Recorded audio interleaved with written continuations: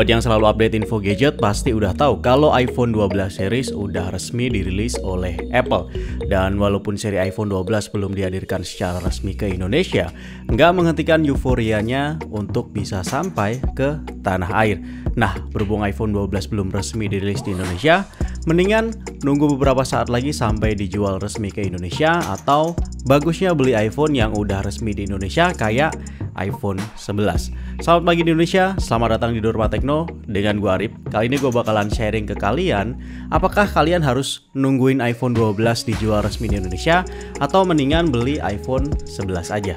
Tapi sebelum itu, gue mau berterima kasih terlebih dahulu ke sponsor video ini, yaitu Wondershare Mobile Trans. Ini adalah sebuah aplikasi yang bisa kita gunakan untuk memindahkan data chat di HP lama ke HP baru dengan OS yang berbeda. Contoh dari Android ke iOS. Misalnya aplikasi chatting WhatsApp. Kamu bisa pindah WhatsApp dari HP Android ke iPhone tanpa harus kehilangan history chat.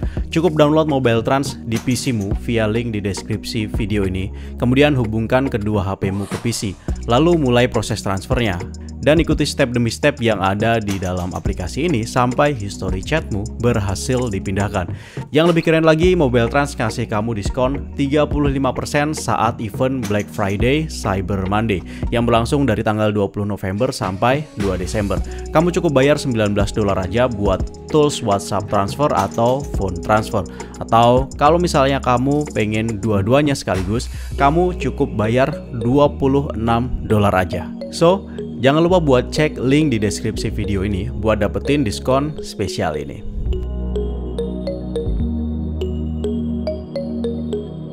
Nah, sebelum ke konklusi, gua bakalan memperinci terlebih dahulu sebenarnya siapa sih iPhone 11 ini. Jadi, iPhone 11 ini adalah device resmi Apple yang dijual resmi di Indonesia kira-kira mulai tanggal 6 Desember 2019 lalu. Ya, kurang lebih hampir 1 tahun lah. Saat itu harga jualnya mulai dari 13 juta rupiah kurang 1000 untuk varian 64 GB. Dan ini adalah varian yang paling murah yang di launching pada saat itu. Kalau kita lihat sih iPhone 11 ini boleh lah ya gua bilang cakep. Walaupun jujur aja gue bukan fanboy produk-produk Apple. Karena desain bodinya overall ya mirip-mirip lah dengan iPhone 6 ke atas yang udah mainstream itu. Tentu dengan bentuk tipis dan elegan plus pinggiran melengkung yang nyaman buat dipegang. Bedanya sekarang lebih ramping dan juga memanjang karena udah pakai rasio layar 19,5 banding 9. Jadi udah kelihatan smartphone kekinian. Bodi belakangnya juga udah pakai kaca Gorilla Glass. Di bagian belakang ini yang bakalan bikin orang lain ngeh kalau kamu lagi pakai iPhone 11 series adalah bagian kameranya.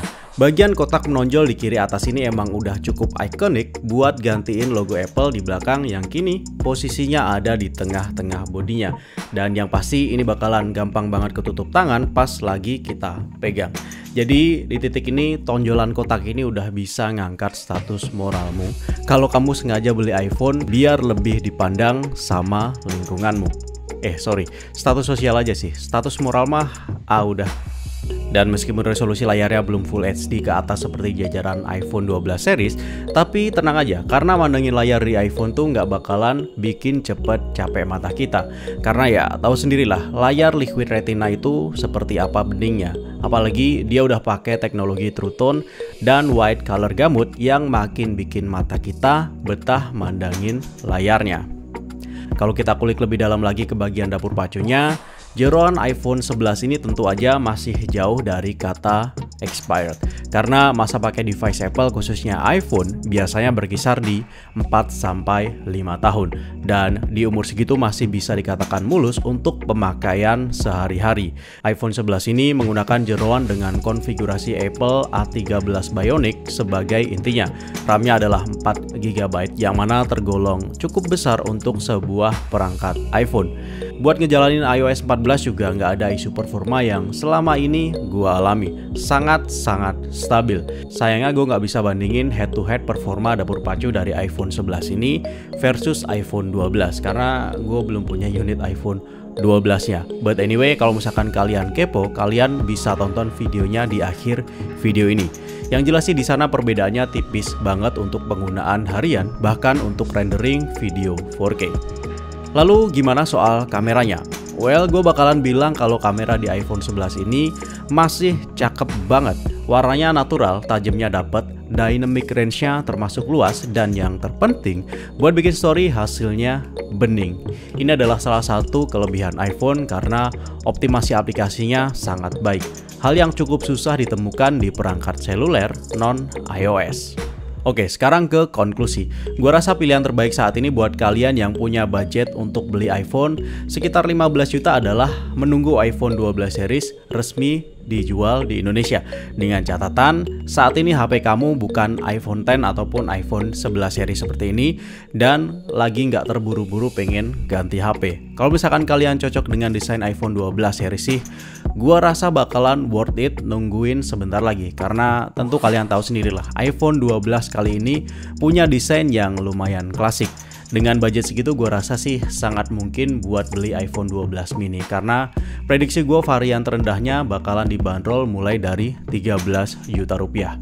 Jadi kalau kamu bisa lebih bersabar sedikit, kamu bakalan dapetin iPhone dengan layar dan SoC alias jeroan yang lebih baik dari iPhone 11.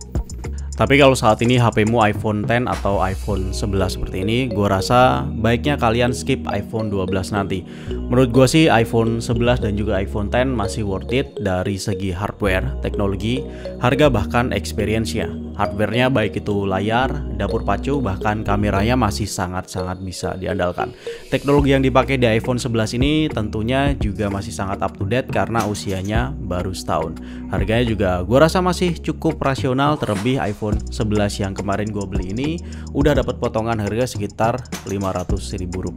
Tapi tentu aja semua itu balik lagi ke kalian. Kalau kalian punya banyak duit dan bingung gimana cara ngabisinnya, ya terserah kalian lah. Anyway, segitu aja guys. Kalau ada yang kurang jelas atau punya pendapat lain, langsung aja drop di kolom komentar. Please like dan share kalau kalian suka informasi ini. Dislike aja kalau nggak suka. Arif pamit dan kita akan ketemu lagi di video selanjutnya. Wassalamualaikum warahmatullahi wabarakatuh and bye bye guys. Tapi tentu aja semua itu balik lagi ke kalian.